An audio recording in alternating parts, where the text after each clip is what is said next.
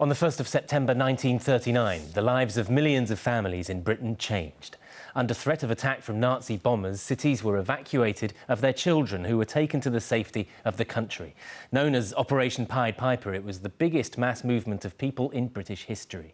Now, almost 70 years since it all began, Paul Davis has been with one evacuee as he travelled back for the first time in decades to see his wartime foster brother. Starting from the waterfront at Gravesend, as he did 70 years ago, Howard Bailey is taking a journey into his own past today, taking his grandchildren along with him to give them an insight into one of the most traumatic episodes of the Second World War. Howard was just 5 when he was told he had to leave his parents and everything he knew. He recalls nearly 4,000 children being escorted down through Gravesend to the pier to be evacuated. He told me his policeman father carried him to the evacuation boats, hiding the heartbreak he was feeling. The only time he ever told me about how he felt was when I mentioned that I had been on his shoulders going down to the pier. And I told him, and he said, "Do you know why you were on my shoulders?" I said, "No." He said, "Because I was crying my bloody eyes out." This was one of 3 evacuation boats that left Gravesend that day. War was declared while they were on their way to Great Yarmouth. Howard is now taking grandchildren Rosa, Will and Joe to the Norfolk farm where he was taken as a child to be safe from Hitler's bombs. And waiting there, the farmer's son who became a younger brother to him during the wartime years. It's almost 50 years since the 2 last met. Your parents were lovely. I have to say that straight away.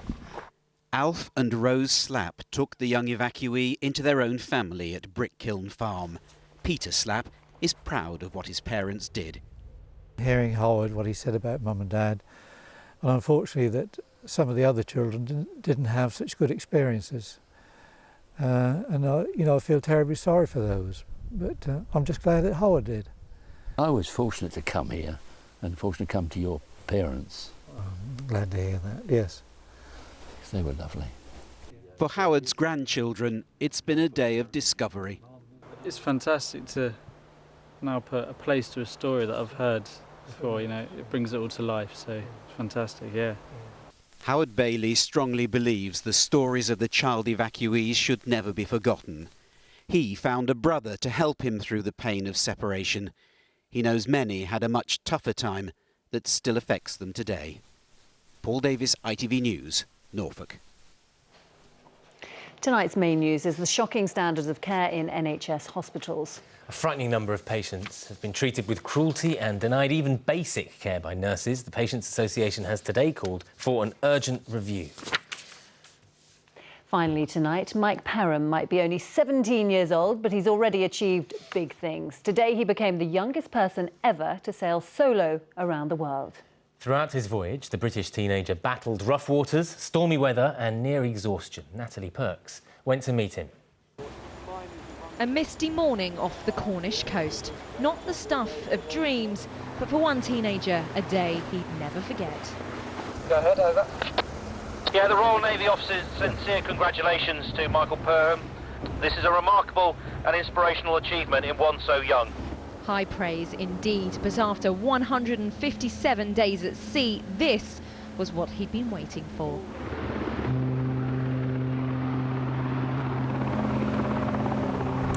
So this is it. This is the moment it's all been leading up to. For the past 5 months, Mike Perham has fought 50-foot waves in the Southern Ocean. He's dodged pirates in the Caribbean and suffered severe sleep deprivation, but it's all been for this. The moment he crossed the finishing line and become the youngest person ever to sail solo around the world. We exclusively caught up with Mike as he crossed the line, his first face-to-face contact in over a month. It feels brilliant, absolutely brilliant. Sometimes you will be becalmed and there's no wind, or other times there'll be storms and you'll be out of control and you'll be asking yourself, why on earth are you there? What the hell are you doing? But once you get through something like that, you're on such a high that you're like, oh, that's why I did it. Throughout his epic journey, Mike's updated his website followers with a daily video blog, giving an insight into the drama of life on board. That there is a problem. The high seas seen through a teenager's eyes. Hey, dolphins! But it's his family he's really missed. His former Navy officer dad, Peter, couldn't wait to get on board and get a hug off his record-breaking son. His next big adventure's not far off, but for now, he's just looking forward to catching up with Dad and no doubt sharing some stories of this remarkable voyage. Natalie Perks, ITV News, Cornwall. And that is the way the evening news looks tonight. Now for what's coming up at 10, here's James.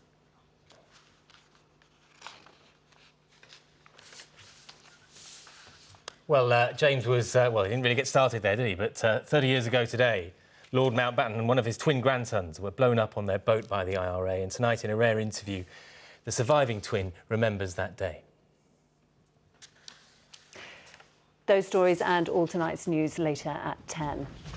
So join James and Nina for that, but from the evening news team, for now, bye-bye. Goodbye.